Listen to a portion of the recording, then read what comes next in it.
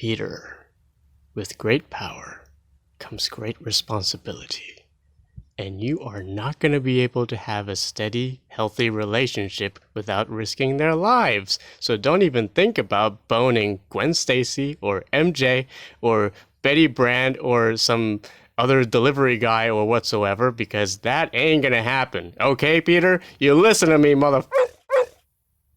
Hi, Ricardo. How you doing? Hey, Hito. Peter. How are you doing? Or Uncle Ben. I'm sorry. Oh, I'm doing great, man, Ricardo. You listen to my advice too.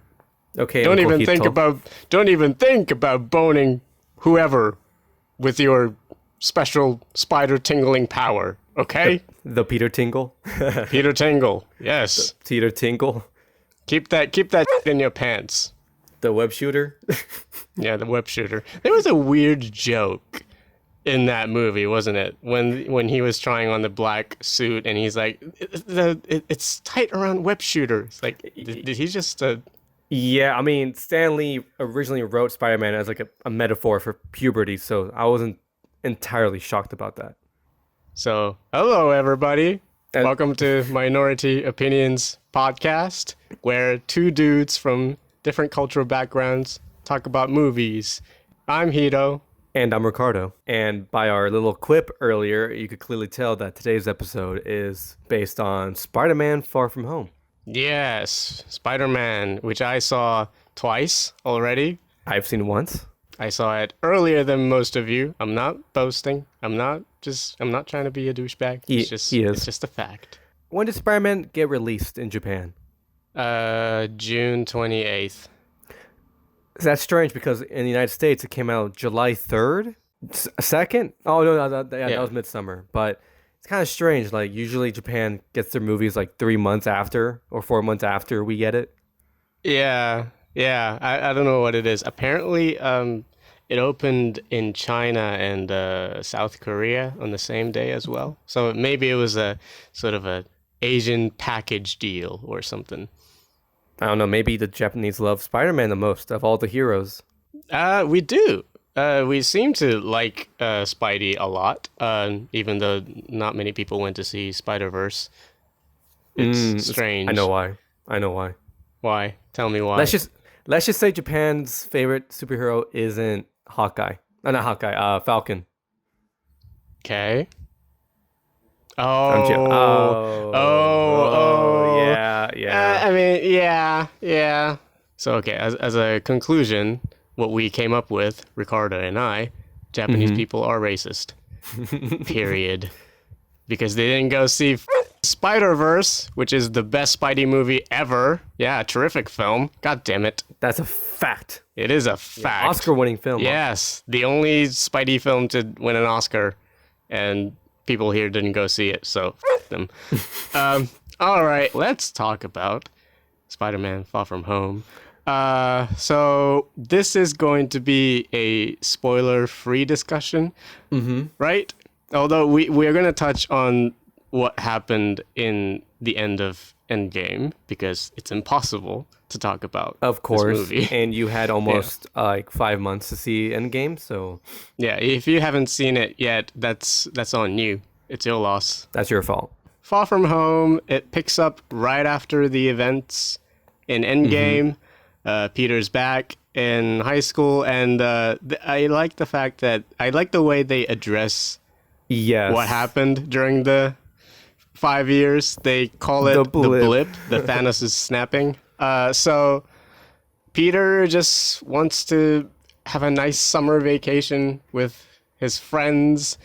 But if you have seen the trailer, you know that he goes to Europe as a school trip. So they go to Europe, and turns out Nick Fury is in Europe too, and he wants to recruit Spider-Man because there are these supernatural things called the Elementals. He and Spidey and this interesting person played by Jake Gyllenhaal. It's called Mysterio. They team up and try to beat the Elementals. I think that's all we can say without spoiling anything. Well, Hito, I will tell you right now, I very much enjoyed this movie. I loved it. I thought it was the perfect summer blockbuster. Wow. It is. Here's the thing about Spider-Man. Spider-Man is relatable on so many levels. Like he's a teenager, he's trying to have fun, he wants to get with the girl, and like all of us, we all want our MJ, our Zendaya, and it's a vacation movie. They travel the world. It's fun. It's a bit more colorful than usual. Not really, but it's a bit more colorful. And I just think it's an overall like fun movie to go see with your friends and family. And I thought the story of Spider-Man like battling like, do I want to be a superhero? Do I want to be a teenager? That seems kind of relatable in some senses. Like, and I just think the movie itself seems relatable by itself. Yeah, totally. And it's just such a fun time. Like it's like good time with your friends. I loved it. I understand your where you're coming from, and I do agree with a lot of your points. I just didn't think it was that great. I did have a good time. I thought it was a fun movie. It's the perfect definition of a summer blockbuster. I feel like this movie is divided in two different parts. First half is your typical teen high school comedy drama kind of thing, which we saw in Homecoming too. Yeah. And I thought Homecoming handled the sort of teen drama, the Peter being a kid and Peter being Spider-Man. Those two things, I thought that movie handled that really well. Whereas this one felt like the first half is a really fun and very intimate comedy dramas involving teenagers, and the second half turns into your typical, standard MCU movie with lots of action.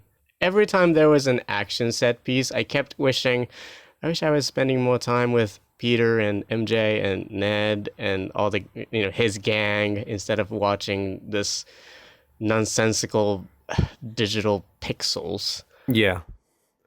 I don't know. I felt like typically with these superhero movies, like it's a summer blockbuster. It's understandable.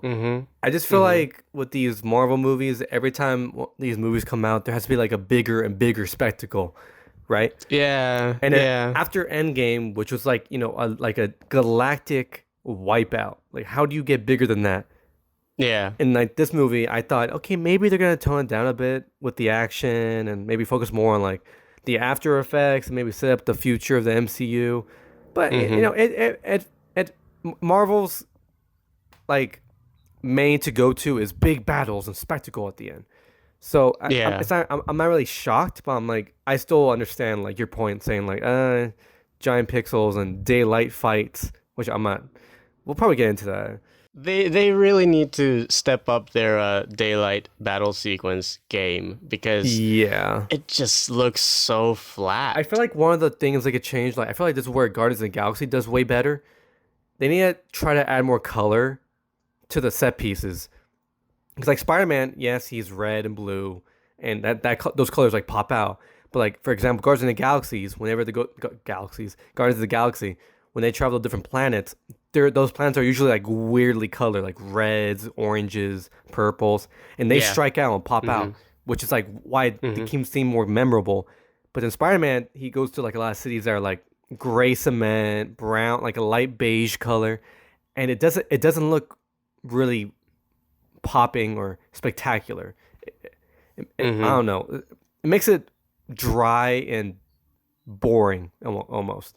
At one point, I just couldn't follow what was happening because there's so much going on, a lot of explosions, a lot of movements, and I just kept thinking, I just don't follow this.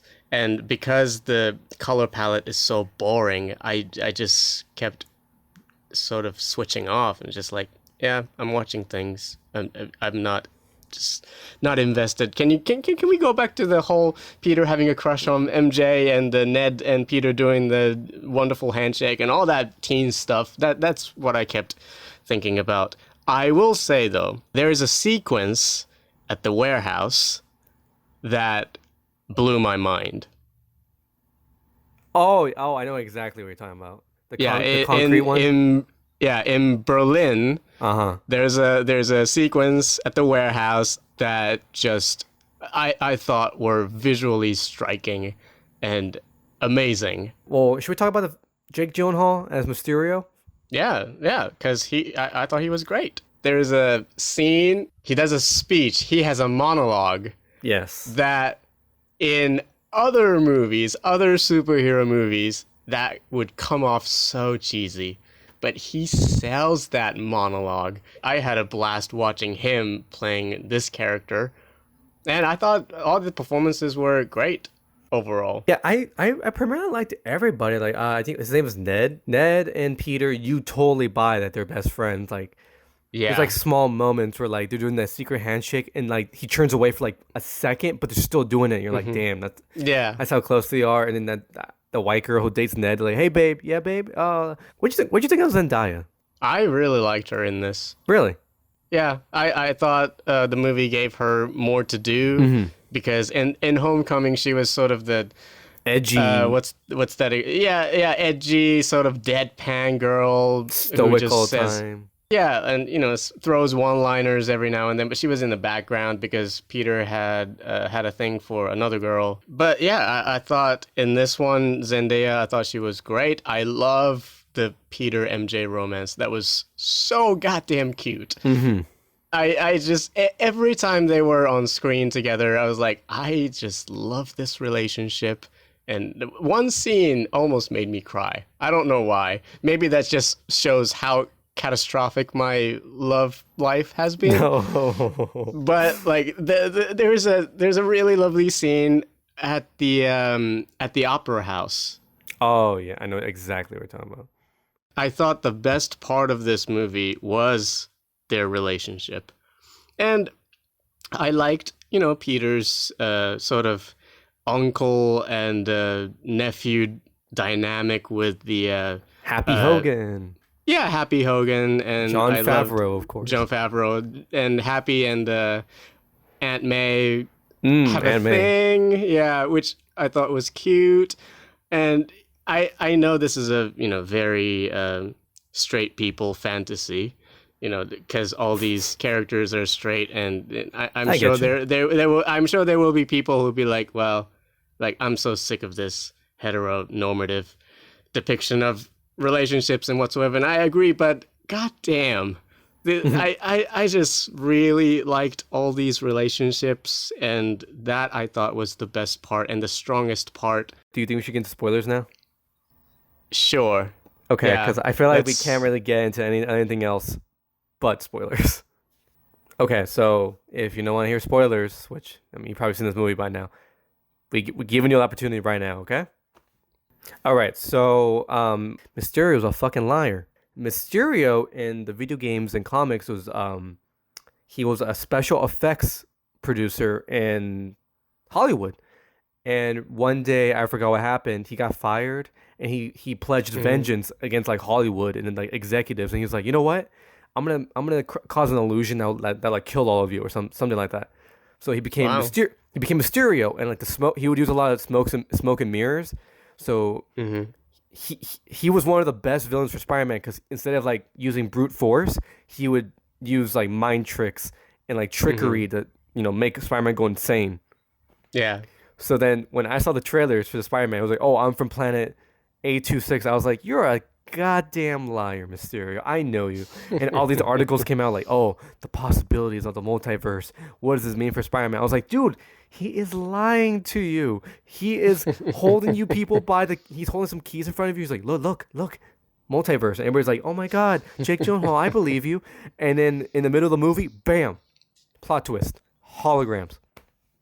Yeah. The warehouse thing that we were talking about, that's when we first see what Mysterio can do with all these illusion skills. Oh my God, I thought that was perfect. He uses the drones from the Edith's system to create these holograms around Peter, and they have like smoke and like I guess like missiles in them not missiles, but like special effects. Which I'm not sure exactly how they did it, but like they caused special effects that would mess with Peter's mind, and it got kind of trippy, like psychedelic, like absurd. I feel like a David Lynch movie Yeah. for a bit.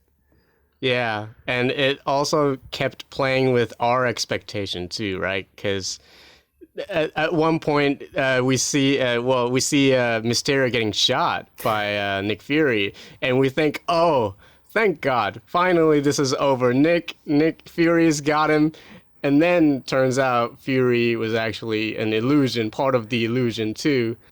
I will have to say, like, of all the incarnations of the villains in the MCU, I personally think that, like, Mysterio is the most creative and the most updated villain to seem, like, real. Like, I bought it. I legit bought it. Because, there's Falcon, like, what's his name? Falcon? Is that his name? No, what's his name? Vulture. Vulture. There's, like, 40,000 birds. Vulture, okay, it's a giant suit. I don't buy it that much because it's kind of like the Iron Man territory. But like Mysterio using holograms, I bought that. I was just like, that's like Chris Angel stuff. Like that's like, and his mocap, it looked ridiculous, but in a way where it's a comic book movie where you buy it. Yeah, and he has the fishbowl in his head, and like they have like props to move him all around. I thought this villain was terrific. Everything about it visually and like motivation wise, that's where I'm gonna get a little bit picky. Yeah, I like what they're doing with both Homecoming and Far From Home, that they're picking villains. The villains are just ordinary people. Just people who are fucking pissed off, and they are related to Tony Stark, right? Michael Keaton was the guy who did the cleanup thing, and now Tony came up with the whatever barf. No, Michael Keaton. Oh. He came up with the division, right? The cleanup division, and Michael Keaton lost his job, and now he had a grudge against him in the first movie.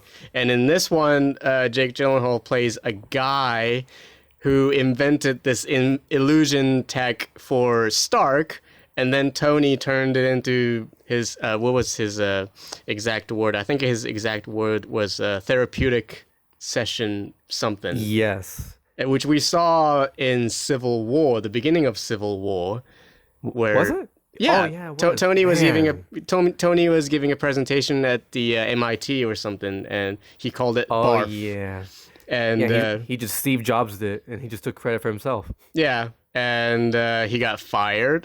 Jake Gyllenhaal got fired, and now he and other people who also have a grudge against Tony Stark team up. It felt like it wasn't like. Here's the thing about Mysterio. Mysterio wasn't just like one villain. It was like a group of people creating one villain / anti-hero, which felt a little bit more real because all these people are banding together to like basically crap on Tony Stark's reputation. Let's get to the last part of the movie, like the big spectacle moment. I think. Yeah, please. This is where both Hito and I agree on something that we both we weren't very fond of in the movie. Yeah, it ties back into my problem with the daylight battle sequence. The stuff that happens in London, I just... When the illusion came off and it was just drones chasing Spidey around, I was like, I don't know what's happening. Because the color of the drones are exactly the same color as the sky. It was cloudy sky, and I just kept thinking, what is going on? I know there are explosions happening, but it's like, what is Spidey doing? What are these drones doing? So I just got bored really quickly. That final the Peter tingling moment when he was throwing drones and basically destroying drones in that corridor or hallway, whatever, bridge. Oh, the bridge. Like he was finding like ways to destroy the drones effectively without destroying the bridge itself. Yeah, I just found that sequence really chaotic. A lot of banging and chaos, which I mean, it makes sense with those drones, but you kind of lose the visual geography of like where everything's happening. Wasn't that a end credit scene, I think? Yes, there are. Okay, so the first post-credit scene, I think, is everyone's favorite. Yes. Yeah, Peter and MJ finish finish their date, and Peter goes off to, usual Spidey Web stuff. slinger. Yeah, web slinger job. And then we see a thing on screen on a building, and it was showing what Mysterio did before he died. By the way, he dies in this movie. Dirty bastard. Yeah, dirty Jake. Dirty Jake, what are you doing? It turns out he, before he died, he shot some footage of him going, I know who Spider-Man is. His true identity is, and he cuts back to, what do you call it? He doctors the footage, right? Yeah, there's like the big moment where like the big hero defeats the villain, like, oh, I defeated it, and like he's like, he put on the Edith glasses and he said, oh, destroy the drones, and they're like, yeah, you want to do it? He's like, yeah, execute them all, and then it was like weird verbiage, but then what Jake Gyllenhaal did was he recorded that audio, but he doctored it so it sounded like Spider-Man caused the drones to attack. And since Peter released his identity to Jake Gyllenhaal, I keep saying Jake Gyllenhaal, he said, "Oh, his Spider-Man's identity is Peter Parker." So now everybody in the world that knows that Spider-Man is Peter Parker, and that they think he was the villain of everything now. Yeah, they even put up a picture of him, Peter Parker, like a mug. Like a mug shot. Mug shot, like school photo. And this is the coolest part of the movie for me. And who is the one that posted this video? Oh, it was J. Jonah Jameson, played by J.K. Simmons. That's the part where I just wanted to shout at the screen because, we've been waiting for this moment, like waiting for J.K. to come back as J. Jonah Jameson, and now it happened. And let me tell you, as a player of the video games, in the Spider-Man video game, they made J. Jonah Jameson an Alex Jones podcaster. And he was like, today Spider-Man is turning the webs into a holographic spyware. And then in this movie, they use the exact same font. And now this perfectly sets up, a third Spider-Man movie. Like, now it's, what am I going to do now that the world knows who I am? And then there's a second post-credit scenes, which I understood it, but I wasn't like invested in it. You know what I mean? Yeah. So in the second post-credit scene, it turns out that Nick Fury and Maria Hill in this film were actually done by Skrulls from Captain Marvel. One of them, Nick Fury, was played by Ben Mendelsohn's character from Captain Marvel. Yeah, that was the sort of he's back. To the audiences, I did not watch Captain Marvel, so that's why I'm a little bit lost on some stuff. Now, going back to the post-credits scene, it turns out the real Nick Fury is up in space, working with Skrulls. We don't know where he is. We don't know how long he's been up in space. So that opens up the a new phase. Yeah, so I'm excited as to where the MCU goes. Like I just don't know what's gonna happen. Like what's gonna happen with Spidey and what's gonna happen with this universe in general, because it seems like they're gonna go to space. So overall thoughts. I personally thought it was I thought it was the quintessential superhero movie of the summer. I mean, I had a good time. I'm not gonna say this is a bad movie or anything. It's not a bad movie. It's just it was good enough. And that's perfectly fine with us. Yeah, I like Homecoming by a mile. Oh, okay. I really like that movie. I just think that film handles the teen stuff, high school stuff, and the superhero stuff really well. And it keeps it like smaller scale. Even the action sequences are pretty, personal? Small. Yeah, personal. So it doesn't go into the whole, let's destroy buildings and kill a lot of people. It says, no, just Michael Keaton just wants to be rich. And wants to be rich and have honor. Yeah, so I like the, it feels more intimate, it feels more personal. That's why I like Homecoming better. Well, I don't know if our crowds are ready to know this, but next episode we're gonna do a double feature.